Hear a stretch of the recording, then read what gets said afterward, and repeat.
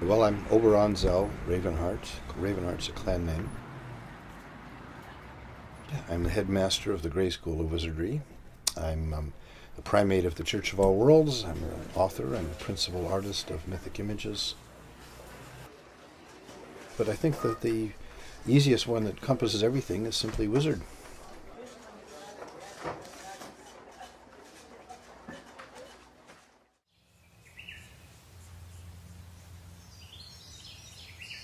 It's pretty straightforward. The Harry Potter books have popularized an aspect of myth and legend and story that most people who were not into it hardly knew about. But now everybody knows that there is this whole realm of stuff. Whether or not they understand that it's actually real or not isn't so much the issue as that it has now become part of the common vocabulary. The whole story of the unicorns with us started back in the mid-70s when we finally ended up getting some particularly long-legged variety of Angora goats, which were fabulous for this because they had this long, beautiful, silky hair. And we did the breeding and we got it all worked out. And in the spring of 1980, our first unicorns were born. And we did the fairly simple procedure to manipulate the tissue.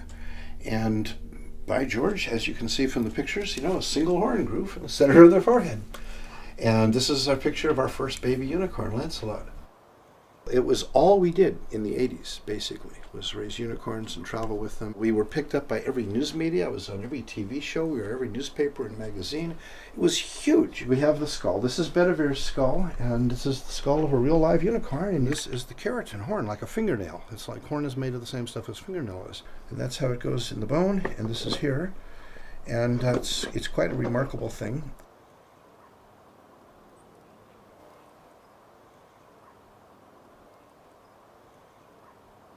The wand is one of the four elemental tools that are used in doing any kind of magical workings. And this one I made, and they should be made. The wands and things are not really something that you should go out and buy. I mean, you can, but the ones you use should be ones you make. That's the whole point of it. I request a branch from you that I may make a wand with which to practice magic in the service of all life. I pledge to honor your sacrifice and use it wisely.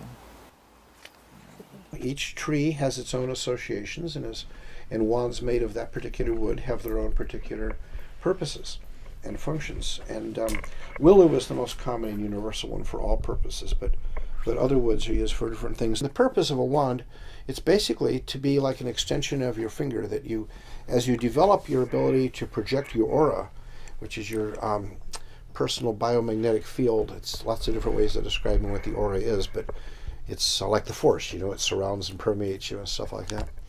And it's used to direct your aura. So this extends it, so you're not just pointing your finger, you've got an extra extension that points further, and that's kind of the idea of the wand. Come in.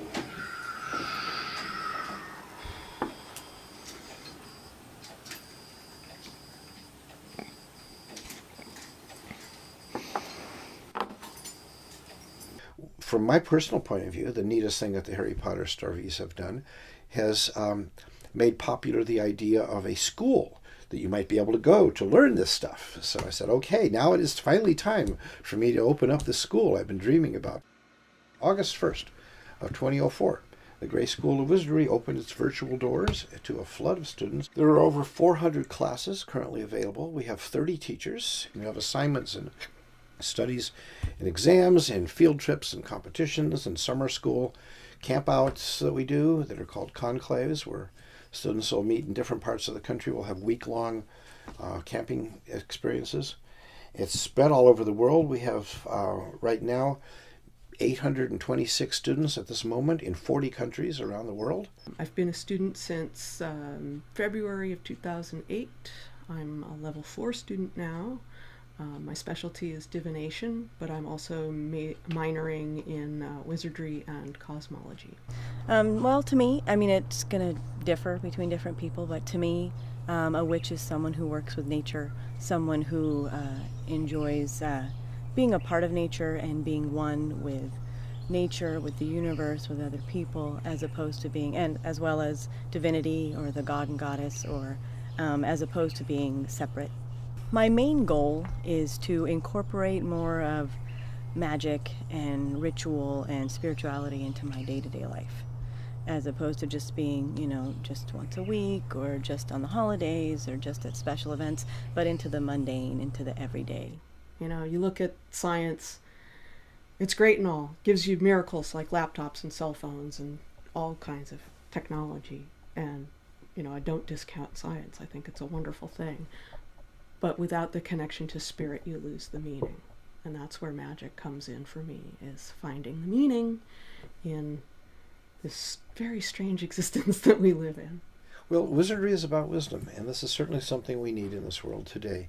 We've become so short-sighted because we do not, in fact, consider the consequences. The systems that we have in politics and economics are, by their very nature, precluded from considering the consequences of their action. Everything is on short term. Somebody has to have the larger long-term view and infuse that idea into it.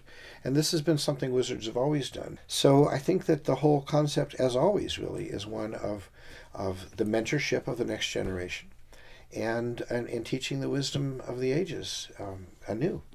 And it's a constant ongoing process, as it has been since the dawn of time.